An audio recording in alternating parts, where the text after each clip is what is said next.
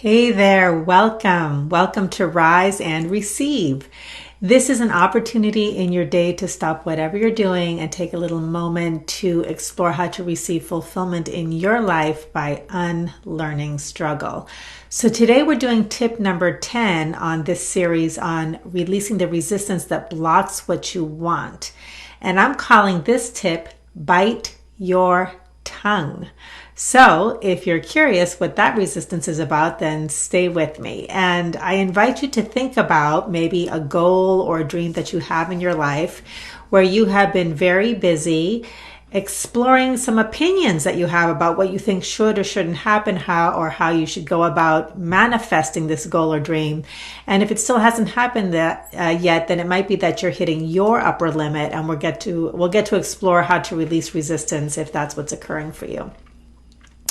So if you don't know me, my name is Sonia Miller. I'm a speaker, coach, and best-selling author, and I mentor ambitious, goal-oriented people to surpass their limits with ease and speed. And the way that I do this is that I illuminate the behaviors and blind spots that are unique to outcome-driven people. And I teach them the one skill that most of them, including me, are missing, which is how to receive.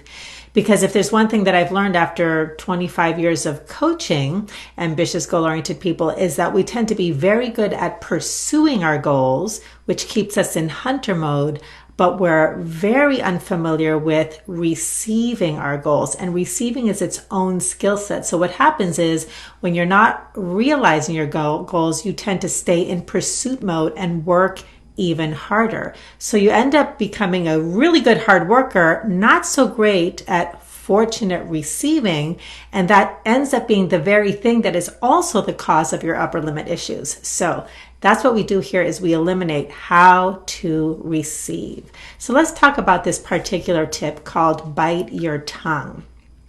That's a form of resistance. So one of the things that's been kind of in my orbit in conversations recently with private clients and in my Q&A sessions for the Receive experience and the programs that I'm teaching is this awareness that people are having when they're trying to either solve a problem or are maybe struggling a little bit in their relationships. Maybe it's a communication style or a little bit of friction or a little bit of conflict.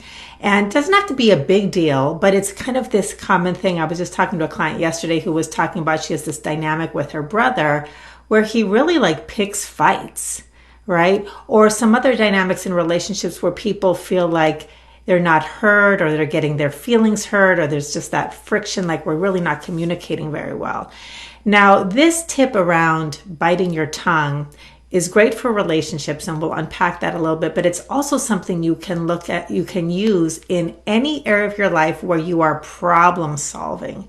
So if you're dealing with body stuff and you're trying to figure out what's the best way to eat or to exercise or how to get beyond self-sabotage, or you're dealing with money issues, or you're trying to build your business and be successful, or something else, if you're in problem solving mode, which means you're really up in your mind, then the bite your tongue approach will serve you well. So what do I mean by bite your tongue? This is how you know that you need to bite your tongue. And then I'll explain why and how to really work with this.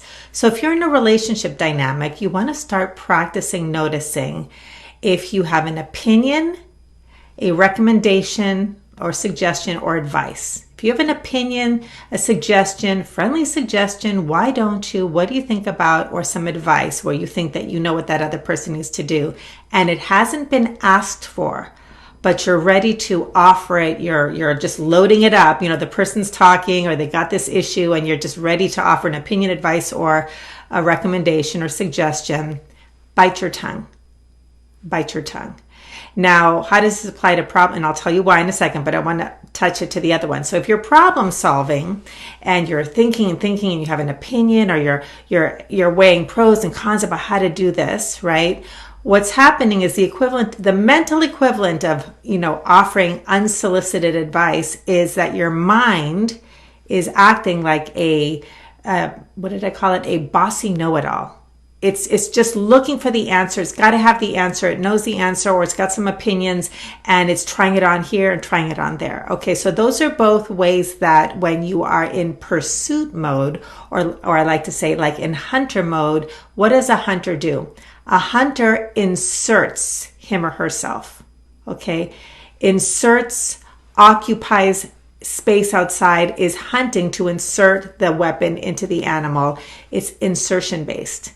Okay, now that's important for certain, project management sorts of things, or task management, where you have to take charge, be in the director's seat. You're the boss, right? So you've got the opinions and you've got the suggestions, and this is what you need to do. So you're leading and directing.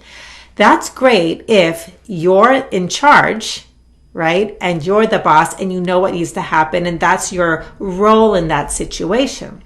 But a lot of times when we aren't receiving our goals, when we're hitting some sort of upper limit issue, we don't know how to turn that off, right? And that's where the problem arises. We'll hit a sticking point. So you'll hit a sticking point in your relationships where it doesn't feel so good, or you'll hit a sticking point in your problem solving because you can't get to the answer. That's when you need to stop being insertion mode and shift to invitation mode. So pursuers act like hunters. Receivers act like the majestic tree. So the majestic tree does none of that. It just stands, it stays, it opens, it receives. It's an invitation. So how does that translate to relationships? Well, in a relationship, if you're noticing that you're already preparing to give advice or an opinion or a suggestion, just notice that. You may not even realize it, but your body's probably leaning forward. Okay, that's that like being on the offense. Okay, ready to go, inserting yourself. You can notice that and just stop. Bite your tongue, mentally or literally. Bite your tongue. Stop. So I came up with 3 S's to help you do this. Stop. Bite your tongue. Shift. Take a breath. And then settle. That's the 3rd S. Settle back. Settle in. Think of a tree that just, you can even do it standing up. You lean on your back leg. I actually got this from Roy Ray, who's a relationship expert, and I'm translating it to the world of receiving. Stand on your back leg or sit in your chair. Lean back if you're in a conversation with somebody and just settle in. Okay? What happens then is your whole being now becomes open and receptive. And so once you stop, bite your tongue, shift, take a breath, settle into your body in a relationship or conversation, then you can now be, as opposed to do, be curious and welcoming. Now, I didn't say observe or listen, because even though that's actually totally accurate, we can still be in doing mode. If I say observe this, you might get into seeking mode like that, right? In listening, it's like kind of an effort. So this is an effortlessness. When you settle in, you open, you be curious and welcoming. When you're welcoming, you're not doing anything. You're in a state of being. Now, when you're curious and welcoming, you have now become an invitation. You can hear the other person, you can feel the other person, you can experience the other person, and that can open up this flow of better communication and connection. So it's very helpful in relationship dynamics. And in problem solving mode, when you do this, when you become an invitation, so you tell your mind to stop, which we talked about in tip number 9, call off the search, shift into your body, and be curious, be welcoming.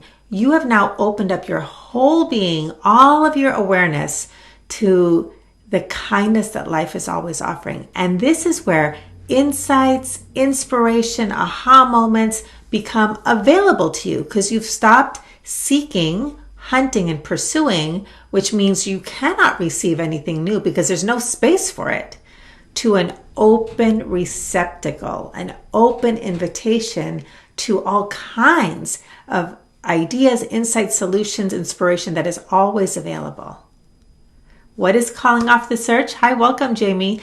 check back in the notes in the Facebook or YouTube, because I'll be including a link, and you can check out tip number 9. You can learn all about calling off the search, which is another form of resistance, another tip that I talked about just earlier this week. So thanks for asking, and thanks for the shout out and the thumbs up.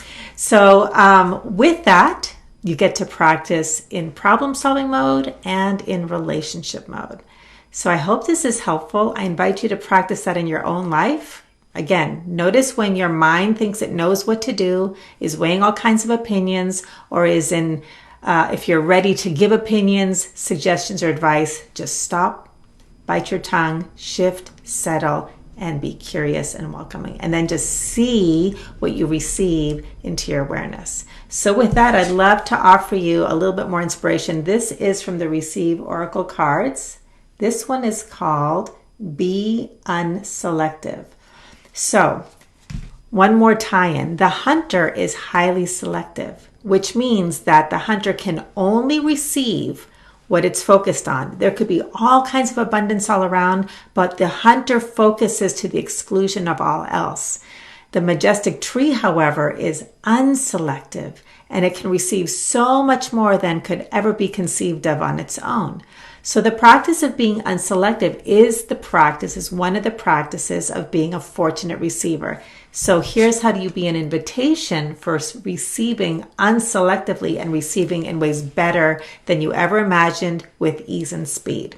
Notice when you're focusing, notice when you're in hunter mode, stop, take a breath, and here's your affirmation. I am willing to be pleasantly surprised. I am willing to be pleasantly surprised. This works really great when you're going into any situation when you can kind of feel dread, negative expectations, concerns about the past. You're already getting focused on your expectations. We talked about that in some of the other tips. Just notice when you're having negative expectations, limiting beliefs, a little anxiety or dread about some situation. Stop, take a breath. I'm willing to be pleasantly surprised. You've just shifted and you've opened up. So I hope you like that. If you do, please like, please share. It helps me reach the people that I'm here to serve. If you're on YouTube, click the red subscribe button. I will definitely keep you posted each time I release a new video. And if you like, you can also go to Amazon, buy your own Receive Oracle cards. They are available so you can keep learning how to receive. And always, you are warmly invited to join the Receive community on Facebook. Links above, links below. Just stop on by and be in a community of people who are learning how to receive their fulfillment by unlearning struggle. Remember, you cannot receive what you most want if you don't know how to receive. And it's a learnable skill. Have a great day. Bye-bye.